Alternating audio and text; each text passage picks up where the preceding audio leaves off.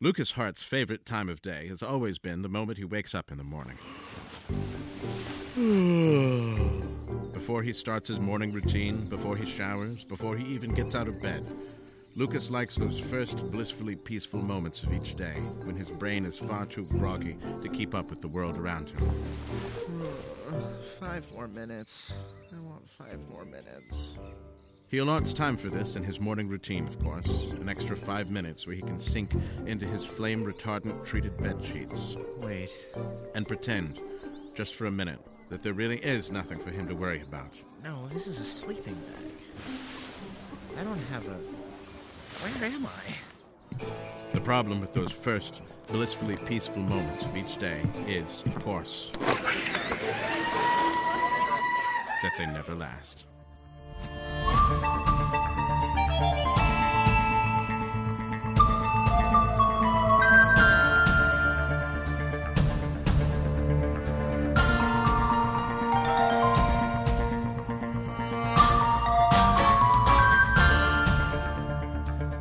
Don't worry.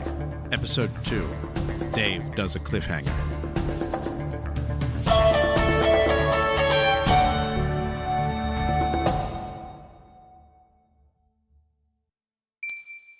Alert. Lucas Hart, manifester of fear, creator of destruction, had spent the night at Macho Man's ski resort. Last night, the mountain was just a mountain. But this morning... Your heart rate is 1. Okay, I'm out. I'm backing out. I'm done. What?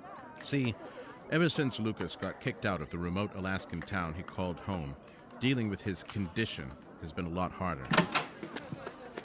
Lucas doesn't like to be afraid, and he is afraid of, well, everything. And everything he's afraid of... What's that jackass about to pull off? Your heart rate is 200 BPM. actually happens. We're not going anywhere. Not until you keep your end of the deal. That's Ayesha. Ayesha is a psychic, or an ex-psychologist in a pinch for cash. Ayesha also happens to have a connection to a world-renowned neurologist who can cure Lucas of his condition. She will bring Lucas to the neurologist as long as he agrees to let her use his fear-manifesting powers to build her credibility in the pseudoscientific arts. I hate you. Between Lucas's home in Utqiagvik, Alaska, and the California mountains, with the omnipresent winter weather... Is that a snow machine? Lucas should be feeling right at home. Lucas, don't make me feel guilty. Why are you staring off into space like that? Unfortunately, the sense of home that the ski resort evokes for Lucas is less like his Utqiagvik haven and more like the place he abandoned years ago, his family home. She's not here, she's not here, she's not here. Please tell me she's not here. I can't do this. No, Lucas, wait! Our deal! My money!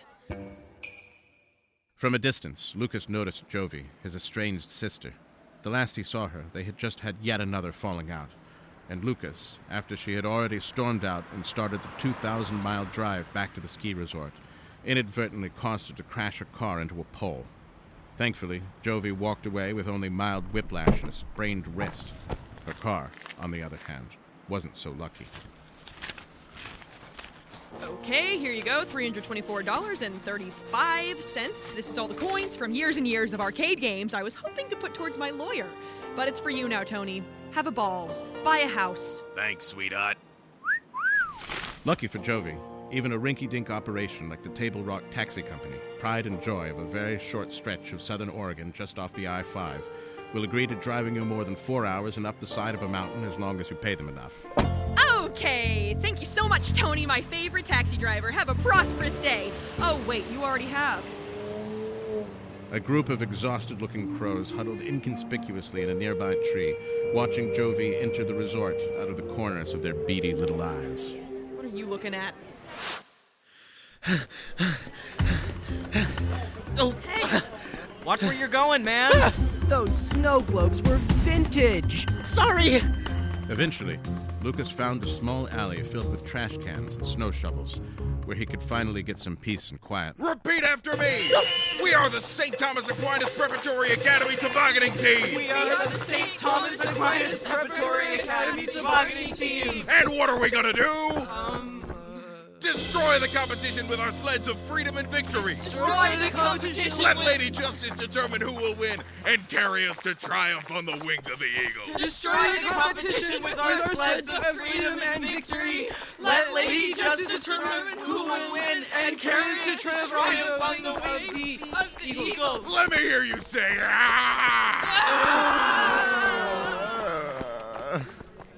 But neither peace nor quiet exists at Macho Man Ski Resort. I need to get out of here. Back in Utqiagvik, the newly promoted Special Agent Price and his assistant, Grimes, raced back to the police station and headed straight for the wall of department-provided P.O. boxes. And there they are, Grimes. Clear as the sparkle in my wife's eye on the day I met her. Whatever happened to that, huh? Hey, careful. You're gonna get them all greasy. The two men stared in awe at their new, pristine, slightly bigger than they expected badges. In large, unmistakable letters, FBI. It was unclear to Grimes why his badge was included with Price's mail and not his own. Grimes, I have an assignment for you. The first assignment of the greatest goddamn job you ever had. Ready? Yes. Listen up. I need you to get the hell out of here. Pronto. Go to the store, buy me the best, most expensive coffee grounds you can find. No more of that instant shit. We're in the big leagues now. Yes, sir. You're meeting with Shmeev again? Yeah, I mean, the work never stops, whatever. Oh, did you get a chance to look at that flower arrangement catalog I sent you? Nope, guess not. Do you think you could get on that? Thanks. Love you too. Bye. Jovie hadn't been gone for very long, but the work was already starting to pile up. Someone rented one of the vacant storefronts down in the Galleria. Nice to see you, Jovie. I'm so glad you're back. Wow, what was that about getting attacked by birds and totaling your car? Gee, that must have hurt. The paperwork's on the table. It's a psychic. Home sweet home. Mm-hmm. Okay, and you approved the lease already? Like, signed it with your signature? Mm-hmm. No, that's fine. That's fine. It's just, isn't it a little bit off theme? Ski resort villages usually have, knitted hats and kitschy snow globes, and people don't come here to get psychoanalyzed and told their fortune. It's just Steve has been grilling me about our image, and I'm pretty sure we'll meet Roman hell if we combine pseudoscience with this lawsuit. Jovie, if she's paying rent, she's paying rent. And she's paying rent. Why don't you just go talk to the lady?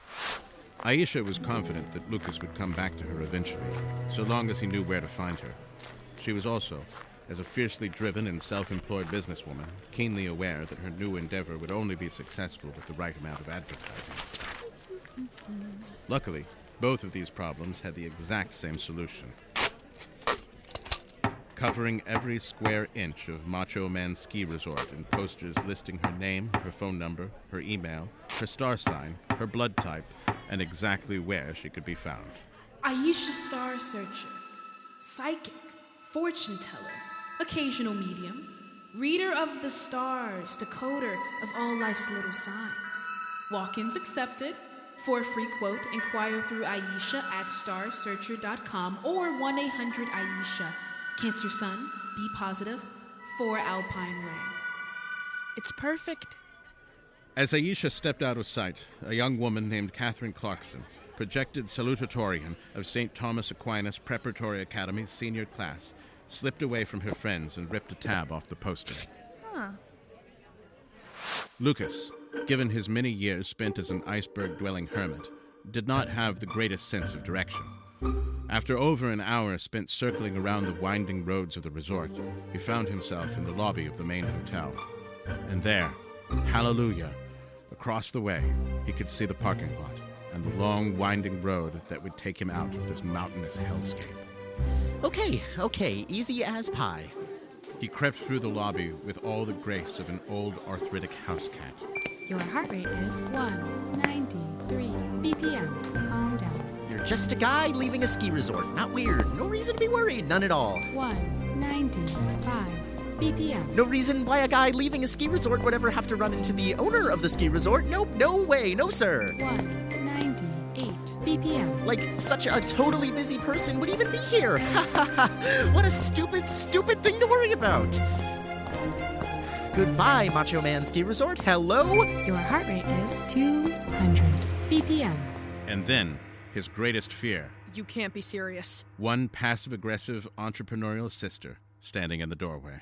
Okay, fine. Care to explain your presence in my territory? My light post that I peed on? Oh, you, live here? Cut the crap, Missy. What are you doing here? You're, there was a psychic and a dog, and I have to stay. The law didn't cut it to get you over here, but a psychic and a dog did? That's just great. Unfortunately, I am a busy woman, and I don't have time for you to remind me that you're a victim. I'm on my way out, for good. I don't want to talk to you. Well, I don't either. Then fine. We are officially not on speaking terms. Lucas suddenly took great interest in a poster advertising the upcoming Macho Man Beer and Wine Festival. Jovie noticed all of the people, and from outside the window, crows looking at her. Nothing to see here, folks. She stormed out of the lobby. Grimes, still riding the high of his and Price's unexpected promotion, pulled into the parking lot of their local grocery store for his first mission, to buy coffee. The place was surprisingly desolate for a moonless Utqiagvik afternoon.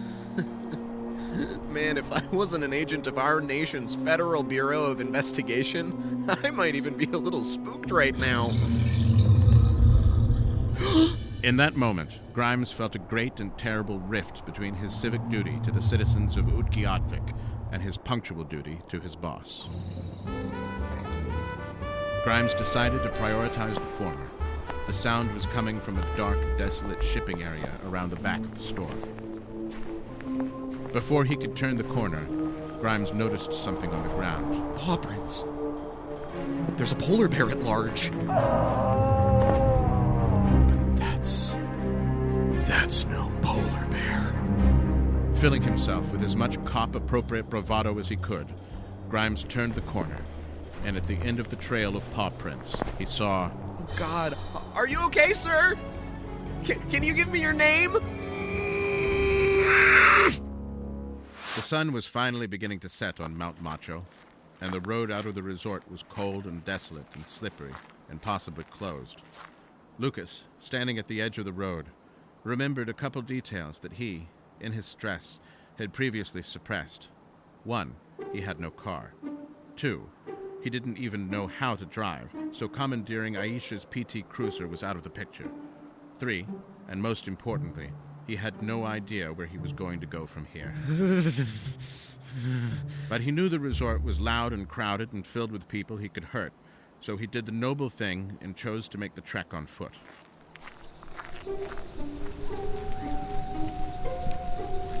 Your heart rate is 180 BPM.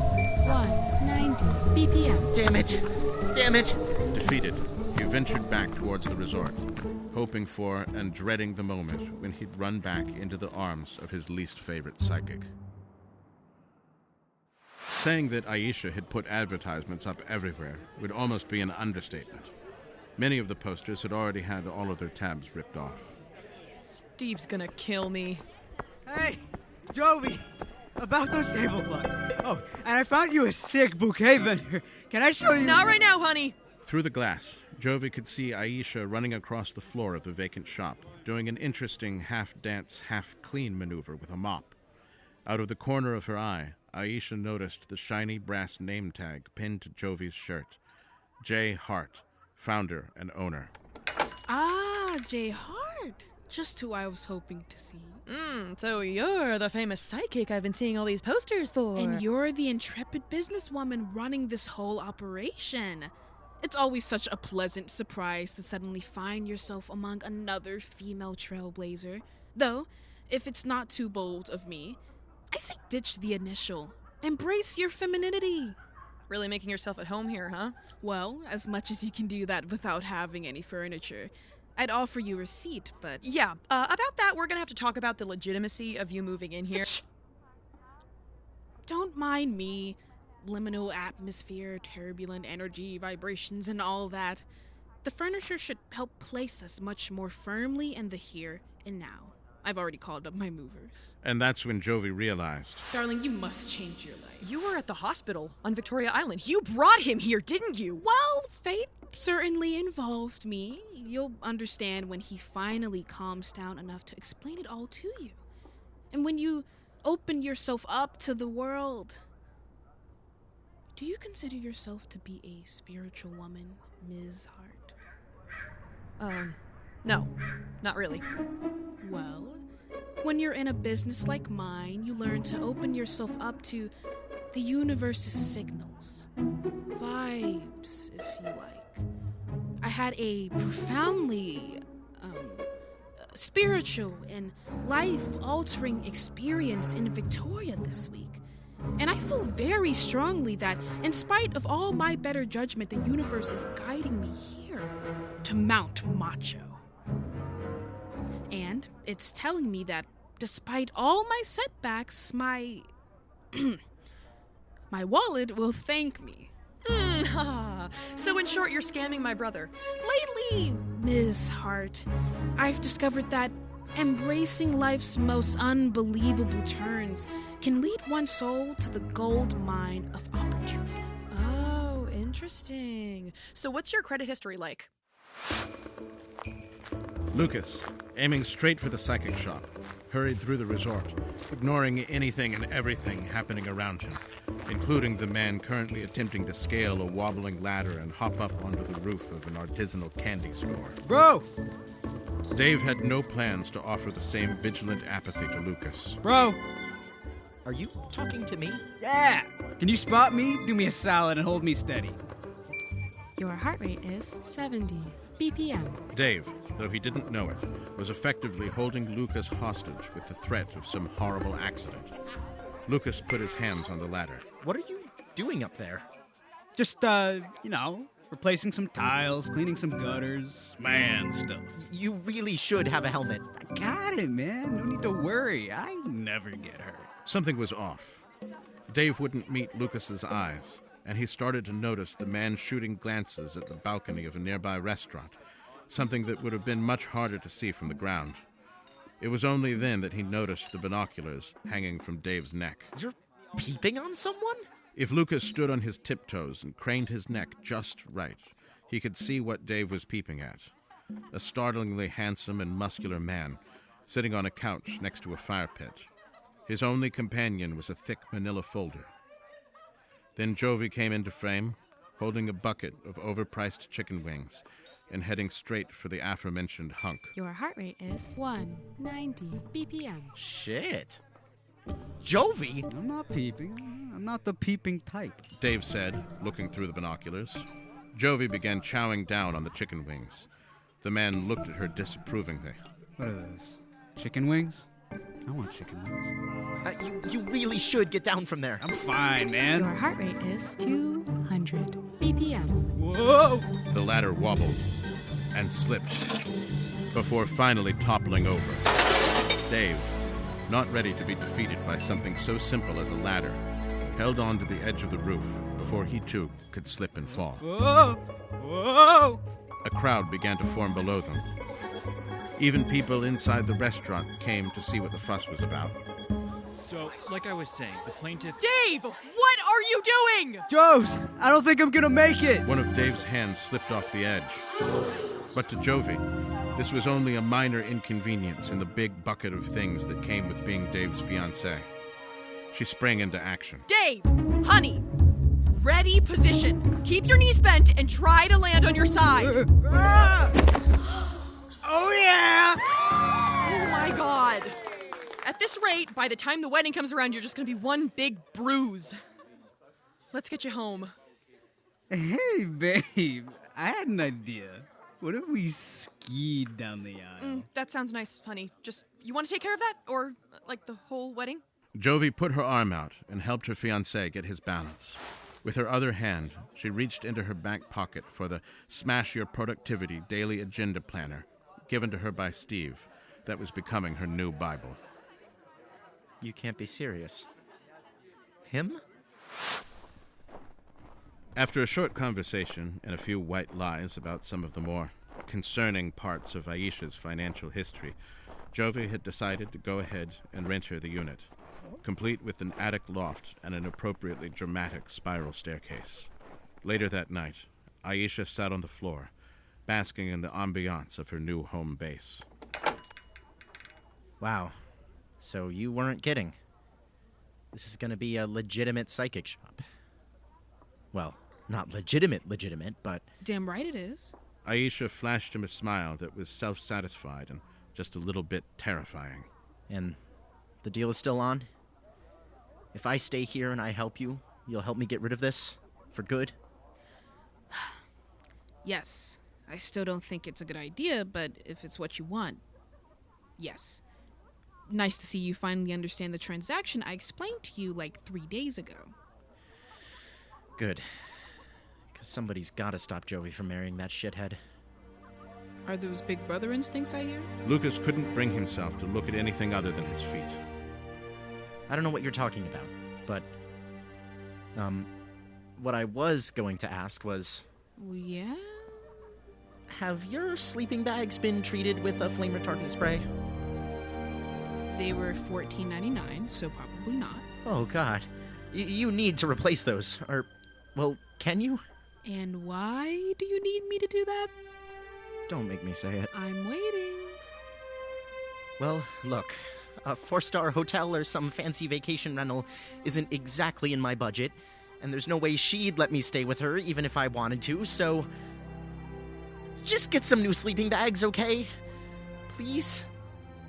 I can figure something out. But you're paying.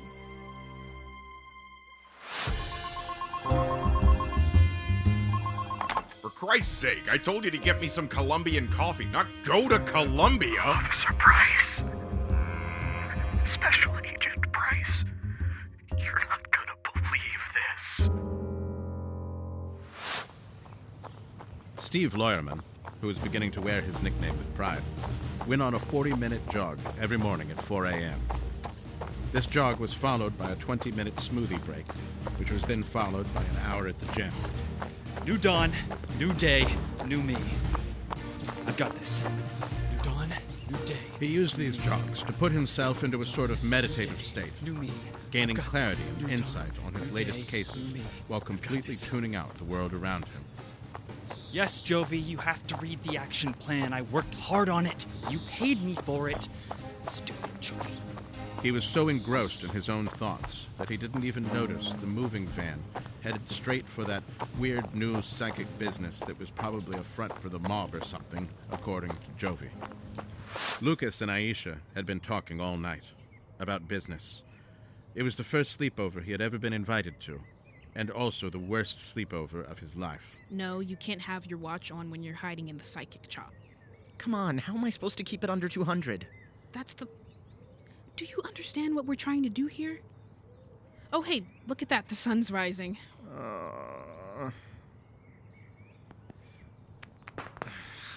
Okay, fine. But how am I supposed to manifest anything for your customers if they aren't my fears? Simple. The magic of empathy. I've been told I'm not a very empathetic person. Well, I disagree. It's not that you don't have the capacity to be empathetic. You just aren't very nice. What's that supposed to mean? Think about it. We talked a lot about this when I was in school. Anxiety, it's almost contagious. Have you considered that you might be too empathetic? Lucas remembered the math Olympiad in his senior year of high school, when an encounter with a particularly college-obsessed classmate led to dozens of admissions officers descending on the campus and accusing the entire graduating class of academic dishonesty. Lucas ended up taking correspondence courses at his local community college. Right. I thought so. I still really don't know how safe this is. Oh, relax. I'm good at what I do. Remember how quick I was able to calm you down before? At the end of every customer session, you can come out of hiding, and I'll give you a free 10-minute session for yourself. Damage control. And I'm supposed to eavesdrop on your clients how exactly? Ayesha picked up a large, psychedelically inspired, mandala-patterned tarp. She had gotten it at Walmart. Get under the table. Hello? Miss Star Searcher? Are you there? Catherine Clarkson, after a night of fitful sleep and ominous dreams, decided to slip away from her team's morning conditioning workout and enter the mysterious new shop she had seen advertised all over the resort. By her calculations, she had exactly 30 minutes before her coach would notice her absence. Maybe closer to 20 now. She'd better not be out to lunch. Hello, my child. Sorry. I'm sorry. Why am I sorry? No worries, sweetie. I can see that you have a lot on your mind. How did you know that? Jesus Christ. Oh, I have my ways. Sit down. What brings you in need of my services today? I'm the vice captain of the St. Thomas Aquinas Preparatory Academy tobogganing team. You might have heard of us. I barely got any sleep last night. I need to know if we're gonna win. Ah, that's quite a question. I'm curious, sweetheart. One should never leave the spirit unpondered. Why exactly do you feel the need to know that? Whoa, honestly, I think I might be scared. Ayesha gave a not very subtle glance toward Lucas's hiding spot. And what are you scared of? I'm getting hints of inadequacy, perhaps an inferiority complex. It's okay, dear. Let it out. Let your spirit free. I'm afraid that we aren't a good enough team. I'm afraid that we don't stand a chance. I'm afraid that the only way it's even possible for us to win if there's some kind of terrible accident. God knows the equipment up here is poorly maintained enough already. It's a disaster waiting to happen, but I'll never be allowed to take credit for the win this way, but God knows I want to. Oh no. Your heart rate is 200 BPM.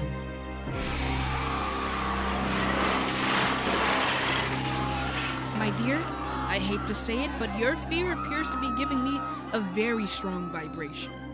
It might be time to sit with your fears and these feelings of inferiority and come to some kind of acceptance. Catherine, I've been looking for you for ages. Did you hear the news? What news? The tournament is ending early. There was an accident on the ski lift. Too many injuries to ride the slope. We win by default. No kidding. How do you feel? Surprisingly okay. After Catherine's departure, Lucas and Ayesha discussed their respective priorities. I still can't believe you, Lucas. Can't believe you're real. But I hurt them. It was all me. So? They're private school kids. They'll be fine. Best health insurance money can buy. And Catherine here gave us a hefty tip. They would have to agree to disagree. And Lucas, despite all his complaining, realized that his previously fervent desire to leave had all but evaporated into a kind of warm and ambivalent gas. Moments before the accident, Dave was working at the ski fitting room. The blooming constellation of bruises and scrapes covering his body could do nothing to keep him down. All right, bro, here's your skis. Just return them by Monday. Or keep them for all I care. Don't keep them. Though there might be something else that could. That's a sick wedding ring, man. I'm totally doing marriage now. It's like my thing. My fiancé trusted me with the plans. I'm thinking we ski down the aisle. How gnarly is that? Oh, she's gonna be pissed. Clark, cover me. Finally. Everybody in this line get to the back of my line. We're doing a single file system now. That's it. This customer service is unacceptable. I'm going to Tahoe. And after the accident at the tobogganing tournament... So, you're telling me someone wants to press another lawsuit? Apparently. I have to call Steve.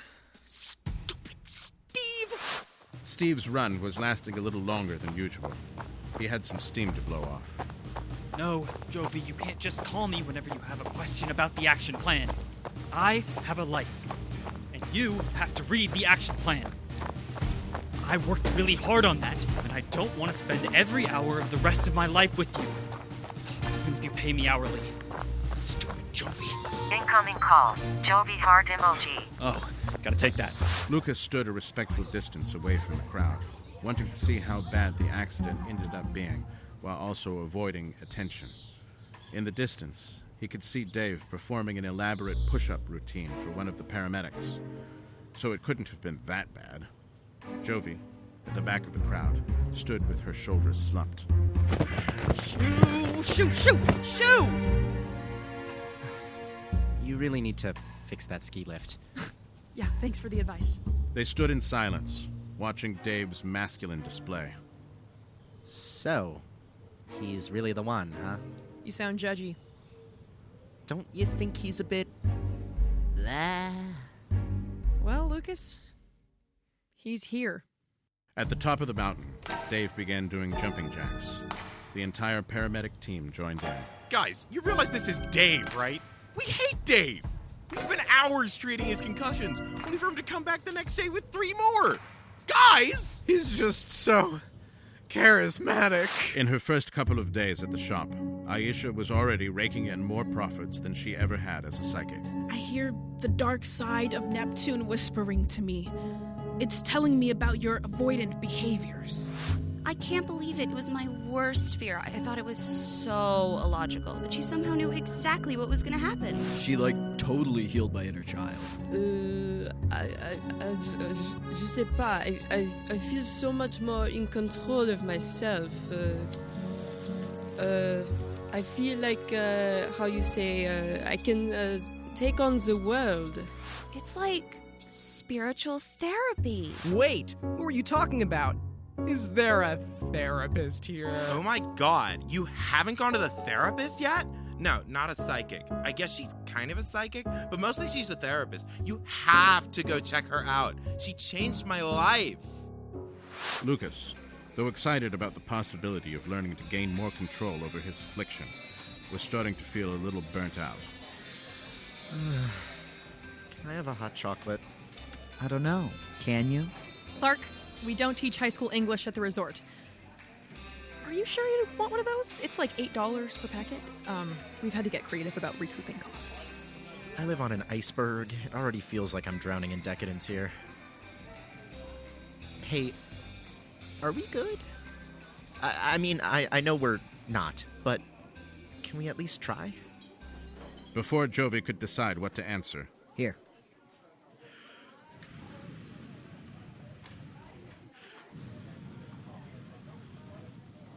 Lucas, isn't hot chocolate supposed to be, hot? Okay, to each their own! At least I won't have to drive you to urgent care with a pizza burn. Dave? Really? You don't know him, Lucas. He's a good guy. And I don't care what you think. You haven't been around. You don't know anything. Okay. You know what? I don't want to hear it. Come back to me when you've actually spent some time with him. He's supposed to go up to the mountain this afternoon to try to get the ski lift going again. Go with him. Then you'll see. Fine. Really? Your heart rate is 180 BPM. This doesn't mean you're back in my life. You're just meeting my fiancé. It was only 10:30, but Ayesha was already welcoming her third customer of the day. This time, it was a middle-aged man wearing a neon orange beanie that was much, much too big for him. Hello, my child. What are you doing? To Ayesha's dismay, instead of participating in the usual shock and awe rigmarole that her entrance was supposed to set off, the man had already made himself quite comfortable. You put your feet up on my ottoman. Why did you put your feet up on my ottoman? Isn't that what ottomans are for? How am I supposed to lie in the therapy position without the ottoman? I can't unpack my trauma if I have a crick in my neck. It's decorative. Off. I sense entitlement. So, anyway, I've been having some familial issues. It all started on my 10th birthday. Get out! Without the crowds of loud and obnoxious tourists, the mountain was desolate and eerie. Oh, this weather's brutal, huh? Yeah, something like that. Before Lucas could get the chance to back out of this outing, Dave had shown up to Ayesha's shop with a pair of snowshoes just for him, and no rude comment Lucas could come up with could get the man to relent. Your heart rate is Easy, bro, easy. I got you. BPM. Calm down. For every clumsy Joe, there's a woodsman who's got his back. Thanks? Ow. What's with the watch? I have a heart condition. That's cool, bro. My skiing team does conditioning. Dave wasn't a fan of silence. Ow. Ow. Yo, look at that. We're almost there. This is so cool. I feel like I'm one of those explorer, mountaineer dudes. You know, I watched this documentary on Discovery one time about those dudes that always slip in all those crazy mountain cave things. Dave. And this was where Lucas found himself in a bit of a pickle. Living on an iceberg isn't known to be great for one's social skills, and Lucas, in the absence of any real practice, had found himself becoming quite easily agitated.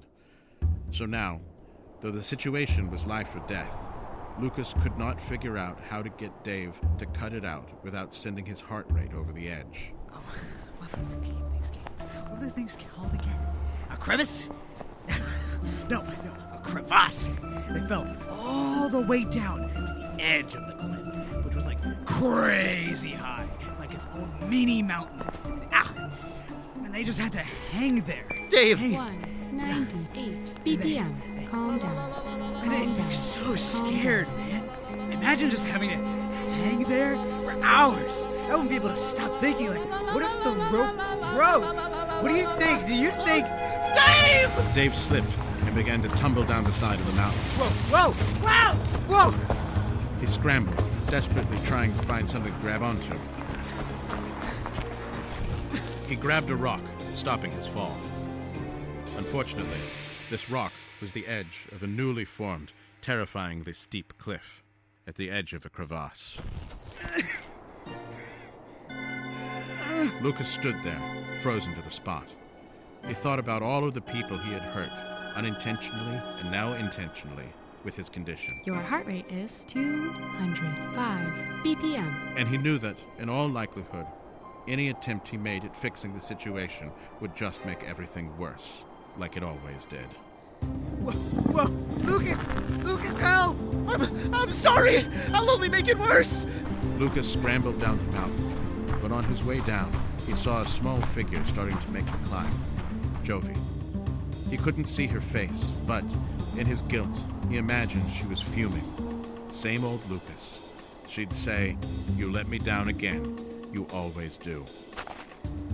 Lucas turned around. Slowly, stiffly, he forced himself to start walking towards Dave. I don't know how long I can keep doing this for. Even these pecs have limits. He remembered something Ayesha had said to him several days ago during one of their post-client meetings. Look, I don't know if this will make you feel any better, but it's the same thing I used to tell my anxiety patients. All these issues you have, your fault, someone else's fault, whatever. That's not important. What are you gonna do about it?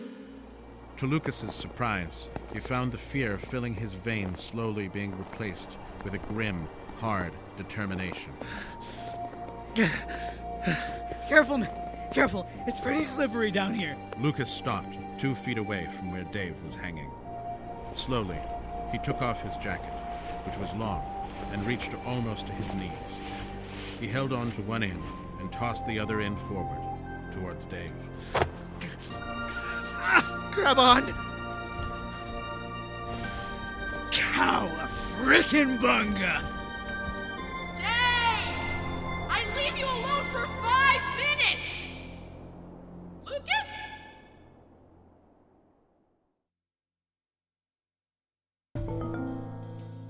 Well, I'll be damned. I have your coffee, sir. Shush! Grimes. I'm thinking. About how Lucas clearly didn't kill Georgie? Shush! Doesn't matter, kill Schmill. This is our first mission, Grimes. And you want to just throw it away just because the murder victim is still alive? Oh, sir. Shush! I'm thinking. Hi, welcome to Urgent Care. What can we help you with? Oh boy. Jackie, we're gonna need a frostbite kit and hypothermia, and well, prepare everything. It's a doozy. Is it Dave again? It better not be Dave again.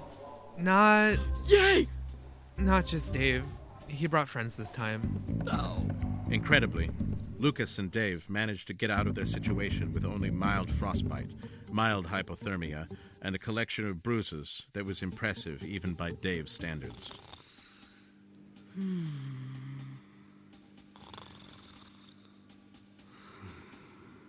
I'm sorry about Dave. I really am. You can't blame yourself for a mountain. Yes, I can. I shouldn't have come. I ruined everything. I always have, I always will. Hey, Dave's seen worse. Way worse. Why is there a crow staring at me from the hallway? Am I seeing that? Is anyone else seeing that? Price continued thinking. If Lucas didn't kill Georgie... A little while later, Ayesha showed up to see Lucas and Dave. Jovie stood back, watching from the outskirts. I came as soon as I heard. What, so you can scam me again while I'm incapacitated? Careful, or I'll bring into existence soccer moms who need psychics. How have you know? I walked out of a session for this. I mean, they thought it was a therapy session, even asked me what insurance I take, so good riddance. But I walked out of a session for this. Price thought some more. And he predicted that the plane would go down. At some point, Steve had also shown up at Lucas and Dave's bedside. They're gonna pay you like a therapist. Is that really such a bad business model? Good point. Hey everyone, here in case anyone needs any legal advice. Price drew together the little pieces of red yarn hanging in his mind. And he's afraid of everything. He'll fight tooth and nail to keep his heart rate down. I'm Steve, by the way. Steve reached out and gave Ayesha the most bone-crushing handshake she had ever felt in her life. Ayesha Star Searcher. And disaster follows him wherever he goes. And you must be Lucas. Good to finally meet you. Hey, watch it. What? You can't wrap a scrape like that. There's a higher risk of infection. Your heart rate is 120 BPM.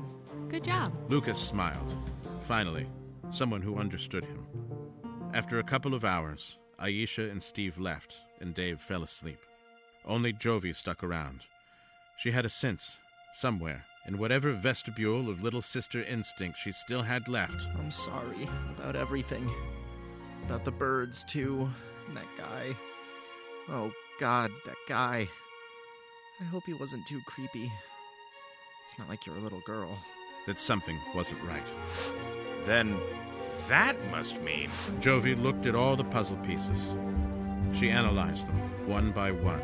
How did you know about that? And then it clicked. Lucas' heart has powers.